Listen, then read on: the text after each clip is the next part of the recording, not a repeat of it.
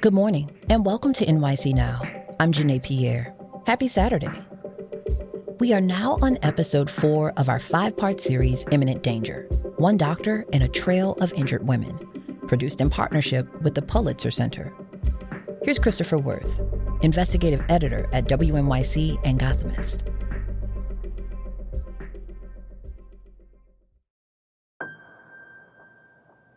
In our last episode of Imminent Danger, we heard about a cluster of lawsuits filed against an OBGYN named Thomas Byrne while he practiced outside Oklahoma City. I had absolutely no idea what he had done to me. I expected a hysterectomy, but I did not expect my stomach to be pooched out like I was 9 months pregnant. We also heard from the state medical boards that gave Byrne licenses to practice after he lost his medical license in New York.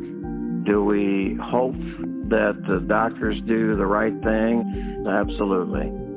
But we also know that they're just like the general population, too. I mean, they can tell lies and be dishonest as well. In this episode, Loopholes, our reporter Karen Shakurji picks up where we left off in the last episode, at a new hospital in another part of Oklahoma. And we look at how the federal government actually identified this problem of doctors with questionable track records bouncing from place to place in the 1980s, and how it created a way to try to fix it. Here's Karen.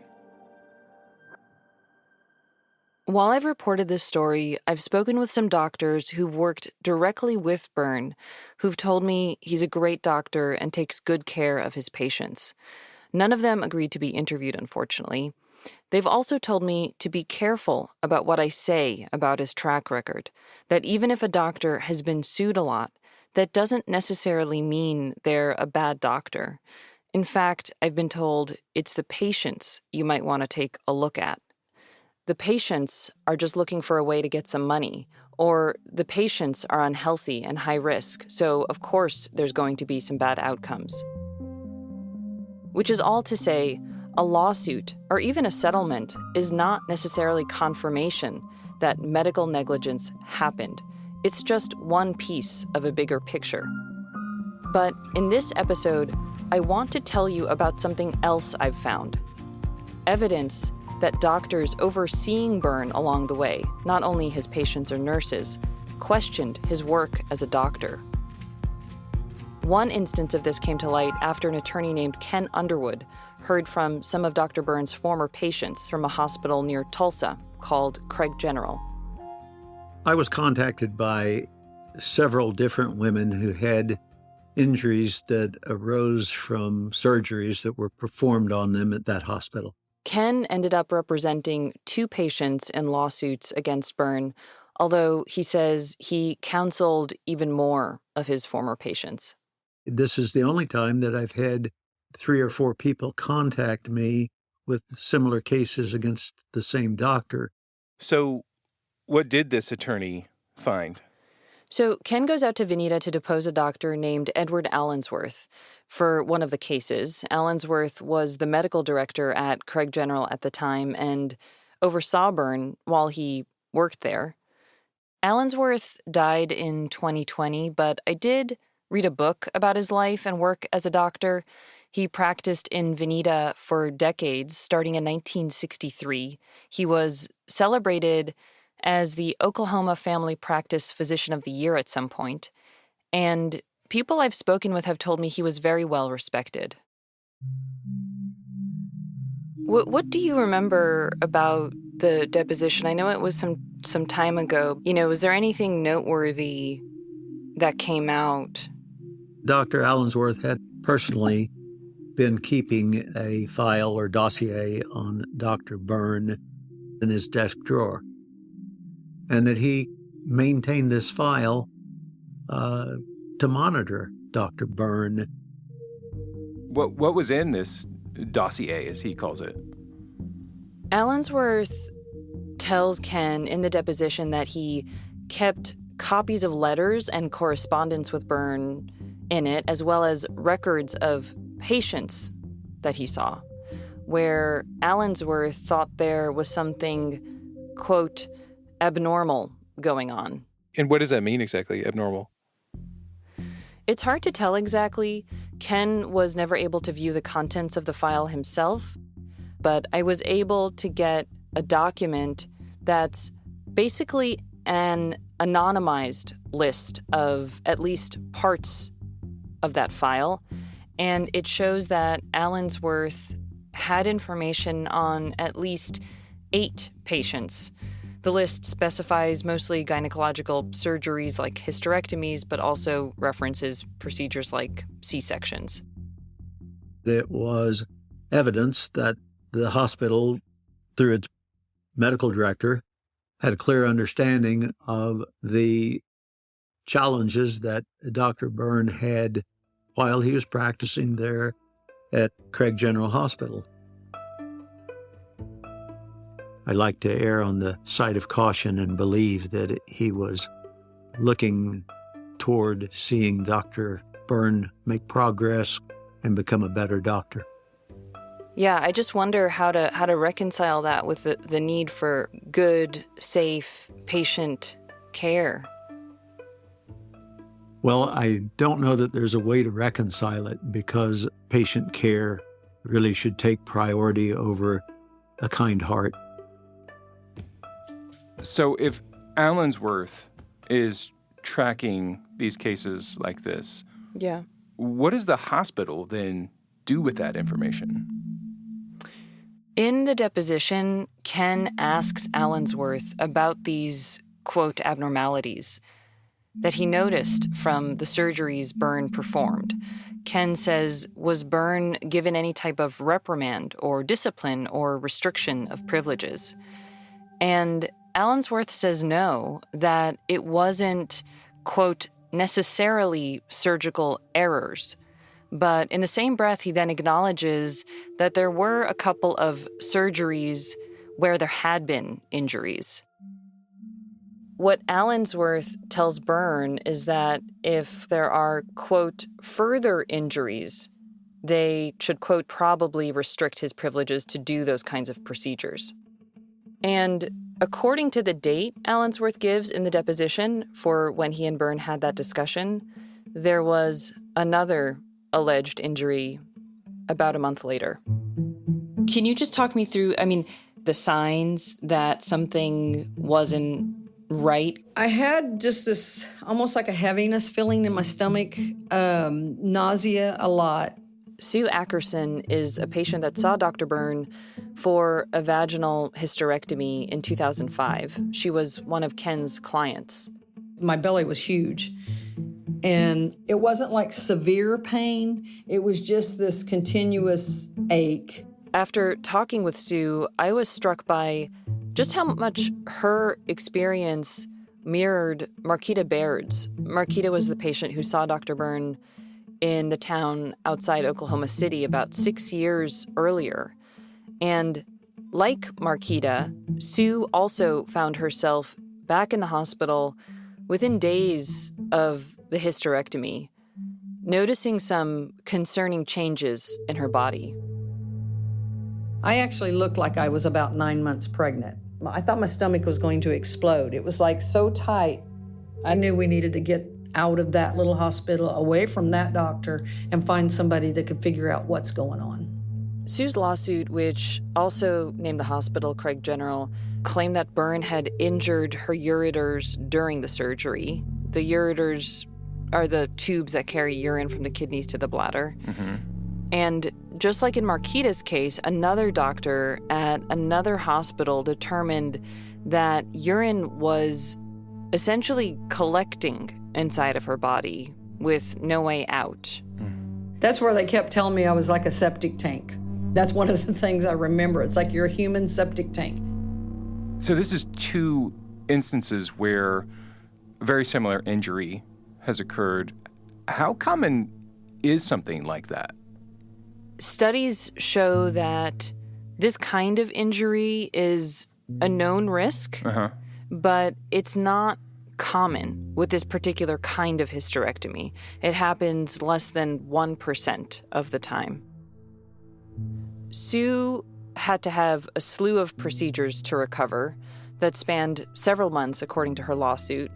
In a letter to the hospital, Ken Underwood, her attorney, wrote that she'll, quote, be at risk for medical complications involving her bladder, ureters, and kidneys for the rest of her life. I was pretty sure my husband thought I was not going to survive. Sue's case eventually settled. 3 other women filed lawsuits against Byrne for care they received. 2 of them settled. Most also named the hospital. He had privileges there for about a year and a half. And just to be clear, these were 4 new lawsuits, and what I've come to think of as a second cluster of cases in Oklahoma, separate from the 6 that happened near Oklahoma City years earlier. I just knew I needed to move on. How did you kind of process all of this? I just wanted him stopped. I wanted him to lose his license and not be able to practice, which we checked to see where he was at. And I don't know if they let him go, if they fired him, or if he just quit, or I don't know what the procedure happened there, but he left Veneta quickly. He didn't stick around after my issue. He was gone. I also wanted to know on what kind of terms Byrne left, because the terms in which a doctor leaves a hospital determines what information hospitals have to disclose to the federal government. And likewise, what information other hospitals, meaning future employers, should be able to easily find out. I found a document that describes the terms of Byrne's departure. And it presents his time at Craig General in a more favorable light than what court records say happened while he was there. Coming up, we take a close look at what hospitals are required to report about doctors and what sometimes happens instead. How do I say this?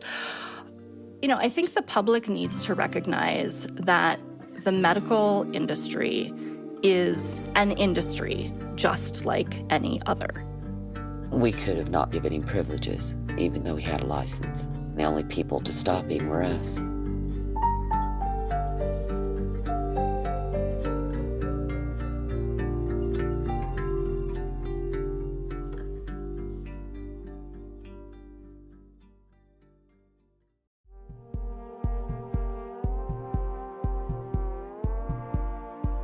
Karen, you've told us about how Byrne left that hospital, Craig General.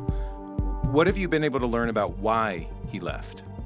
Well, according to the deposition we have of that doctor I told you about who was supervising Byrne at Craig General, Dr. Allensworth, things started to escalate for Byrne there after Sue's surgery. In the deposition, Allensworth quotes a letter that he sent to Byrne. This was still in 2005. He said, quote, Dr. Byrne, this will verify our discussion today. So they obviously just had a conversation. And he continues that you will do no more laparoscopic assisted vaginal hysterectomies at this hospital, the privilege of which you have voluntarily denied yourself. Voluntarily denied? Yeah. What exactly does that mean? It essentially means that technically the hospital wasn't taking away his ability to do the kind of surgery he'd done on Sue. Byrne gave them up. And that might seem like a small detail, but it's actually significant because if the hospital had restricted Byrne's clinical privileges long-term in a case like this, they would have had to report it to this thing called the National Practitioner Databank. Okay, I've actually heard you talk about this. This is the thing that Congress set up. Yeah, so back in the 80s, the federal government started to pay attention to the very issue we're talking about in this story, doctors with concerning track records hopping between hospitals or states. And to make that harder, Congress established this thing called the National Practitioner Databank. It opened in 1990. It's a database that collects and provides information about all kinds of stuff: a doctor's licensure, clinical privileges, what professional societies they belong to, and medical malpractice payment history across states and hospitals. And until then, there was this other source of information that's still around. It's run by something called the Federation of State Medical Boards, but they only hold information about a doctor's medical license or disciplinary action that's been taken against them. None of the other stuff I mentioned. And are you able to view what's in that National Practitioner Data Bank on Dr. Byrne? No, there's a version of the databank that's accessible to the public, but to protect privacy, it's totally anonymized. So it's been around for 30 years, but obviously this kind of state hopping, hospital hopping, this is still something that happens. Yes, experts I've spoken with have told me that the databank has helped a lot, and that it essentially would be the solution to the issue of doctors hopping between hospitals or states if it was used correctly. The underlying issue with all of this is that the National Practitioner Data Bank is only as good as the information that is put in it. So I found two kind of guides into the whole world of the National Practitioner Data Bank. Nadia Sawicki is a law professor at Loyola University in Chicago, and Robert Oschel. He worked at the NPDB for 15 years. He set up a program there that analyzed the information that was submitted to the databank. We sort of had the saying that everybody loves to get information from the databank, but nobody wants to have to report it to the databank. Both Nadia and Bob told me that one of the biggest problems is that hospitals don't feed the databank with information like they're supposed to. So one obvious reason for underreporting, if you are a hospital employing a doctor, or if you are a colleague of a doctor who has done something shady, there are reputational disadvantages to reporting them. That's the most obvious thing. The other issue is that there's really no enforcement mechanism for these reporting requirements. In other words, as a practical matter, if a hospital fails to report a misbehaving doctor to the databank, practically speaking, no one is going to catch that. This sounds to me like one of those classic policy failures, right? I mean, you set up something that sounds like a good idea, but that it doesn't necessarily do what it's supposed to do on the ground. So do any of these hospitals actually do this? Yes. I did get some numbers from the federal agency that hosts the databank, the Health Resources and Services Administration, about this. And they told me that in the 30-plus years that the databank has existed, about 45% of hospitals have never submitted even one clinical report involving adverse actions taken to a doctor's privileges. Wow. To be clear, hospitals are legally obligated to report certain issues, but what Nadia and Bob explained to me is that there are loopholes hospitals can use to avoid that requirement. So yeah, it's effective. It's doing what it's supposed to be doing. It could be more effective if these loopholes were closed. I want to tell you about 3 specific loopholes I learned about, 3 that, when I looked at the court records, may help explain why there were some concerning events in Byrne's career that likely did not get reported to the databank. Again, the databank is anonymized. First, the 30-day rule. Hospitals only have to report doctors when something happens that affects their ability to practice for more than 30 days. So sometimes if there's a disciplinary action against the doctor, the hospital will make sure that that discipline is under the 30-day reporting threshold. So, for example, when Dr. Byrne was working at Seminole Medical Center, the hospital near Oklahoma City, they did suspend his privileges and open an investigation on him. But after completing it, the hospital decided to lift the suspension. Because the matter was resolved in less than 30 days, that's something that doesn't need to be reported. And actually, the hospital explicitly points that out in a letter I have that they wrote to Byrne. It says, quote, "Because these matters were able to be resolved within a 30-day time frame, there is no reportable event to the National Practitioner Databank." And the second loophole? The second one is about malpractice payments. Any malpractice settlement that is paid out on a doctor's behalf, so either by a hospital or an insurance company, are supposed to be entered into the databank. But what I've learned is that sometimes, even if a doctor is named as a defendant in the lawsuit, they won't be named in the settlement. So that doesn't make it in. And that's actually what happened in the lawsuit regarding Amy Lamb's death at Harlem Hospital that I told you about at the start of the series.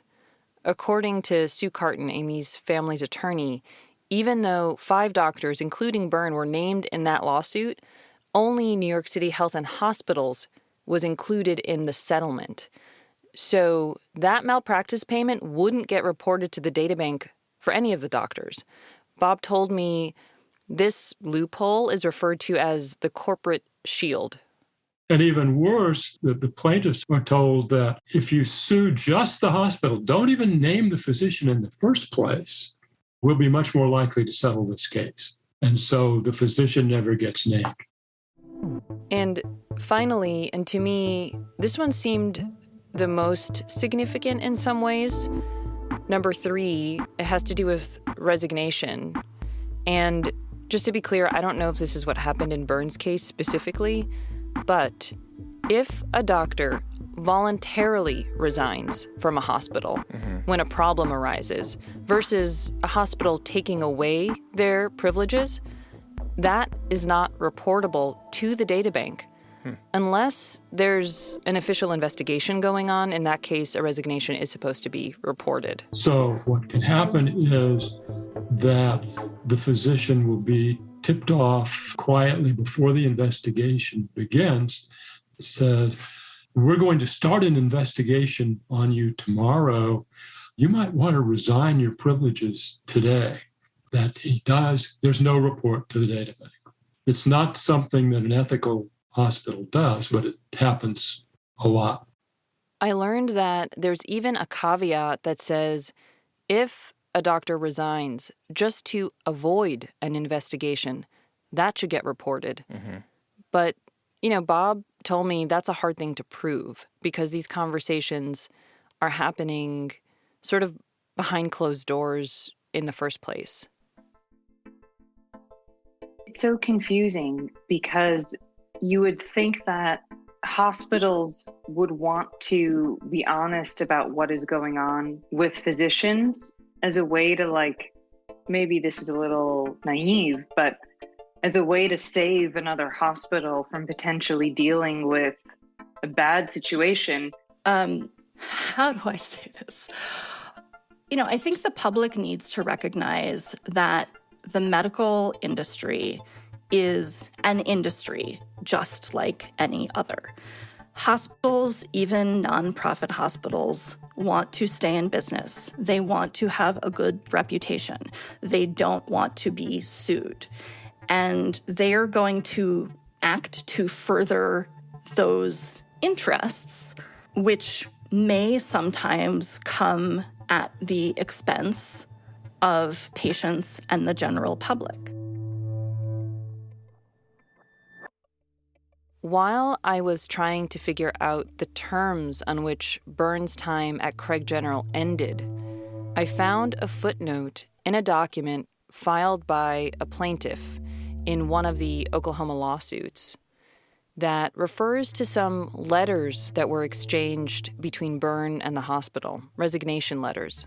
According to the lawyer's description, Byrne resigned voluntarily a few months after Sue Ackerson's surgery, and he negotiated terms with Craig General as to what the hospital would say if it's ever asked to provide a reference for him. And according to the lawyer's description, what they agree on is that Craig General would, quote, promptly report that Dr. Byrne had active medical staff privileges in good standing from initial date of privileges through voluntary resignation. And if they were ever asked about surgical outcomes, they would say, quote, there was one post-op case in which a patient was referred for repair of ureters, which, again, just to be clear, does not match up with what actually happened according to the records we have. In his deposition, Allensworth, the medical director at the hospital at the time, says Byrne gave up clinical privileges to do a specific type of surgery, and he refers to more than just one case. And you tried to ask Dr. Byrne about all of this and get his take on it. Yes, I have. He hasn't responded to several requests to talk with me about his time, specifically at Craig General or any other aspects of his career. Mm-hmm. We have tried to reach him by phone, text, email. We sent questions via certified mail. Yeah. WNYC's health and science editor, Sikan Akpan, went to visit him at the clinic he works at in the Bronx. Yeah, we're with WNYC. It's a radio station here in New York City. We're trying to speak with Dr. Thomas Byrne. The last time he was here was probably in June. Oh, wow. He does everything virtual because he works in another state.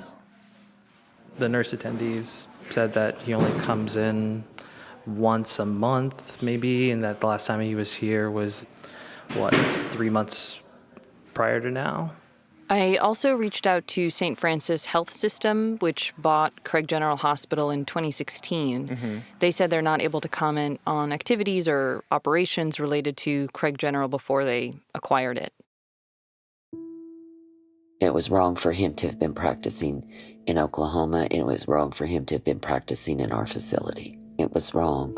This is Robin Kemp again. She was the director of nursing when Byrne was at Craig General Hospital.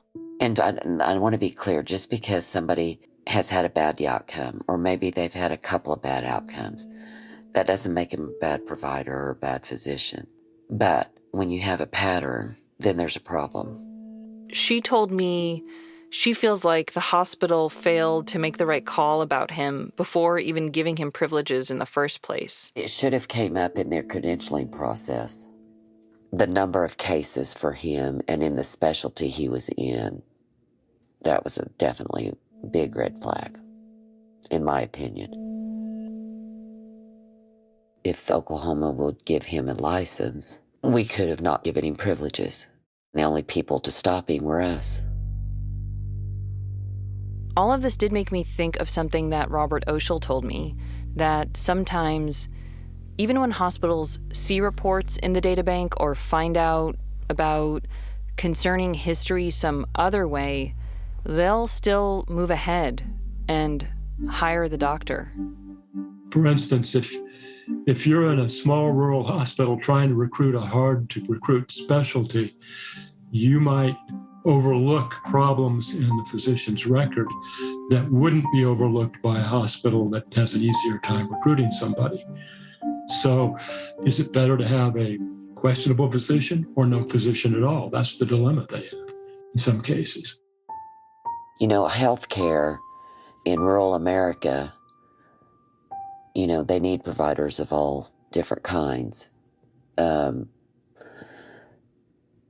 But we have to stop and think. We can't just take anybody. And but this is my community. We're a small hospital. We take care of our families and our neighbors, and we're supposed to protect them from people like that. And you think, had someone been louder or more forceful, could we have prevented something? But then if he leaves and he still goes someplace else and does it all over again, it's heartbreaking. So Byrne voluntarily resigns from Craig General in 2006. Where does he go after all this? He returns to New Mexico, this time to another small city not too far from the Mexican border.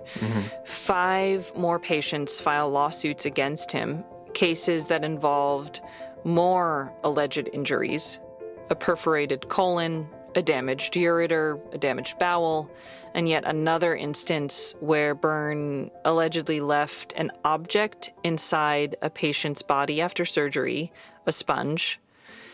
And then in 2010, while the lawsuits continue to unfold, Byrne submits an application to restore his medical license in New York, the very one he lost about 20 years earlier in 1991. Coming up, in our last episode of the series, Dr. Byrne returns to New York. I was lied to. I think everybody that was involved in that case was lied to. They even said he will never practice medicine again in New York State. Don't we both wish you had more information? I'd love to have more information. Yeah. There seems to be more to the story than we're able to read so far. You have the Reader's Digest version, but not the deep version. Imminent Danger, One Doctor and a Trail of Injured Women was reported by Karen Shakurji and edited by me, Christopher Worth. It was produced in partnership with the Pulitzer Center. Our executive producer is Ave Carrillo. We had additional editing by Sikan Akpan, Stephanie Clary, and Sean Bowditch. Ethan Corey is our researcher and fact-checker. Jared Paul is our sound engineer. He also wrote our theme music. We had additional reporting and producing from Jacqueline Jeffrey Walensky, Owen Agnew, and Catherine Roberts. Special thanks in this episode go to Amber Bruce, Ann Carr, Robert Campbell, Rob Christensen, Dr. Benedict Landrin, Nick Oxford, Maggie Stapleton, Pam Prater, Wayne Schulmeister, and Gina Vosti. Thanks for listening. Be sure to check out NYC Now next Saturday morning to hear the conclusion of Imminent Danger. I'm Janae Pierre, and we'll be back with the local news and headlines first thing Monday morning. Until then, have a great weekend.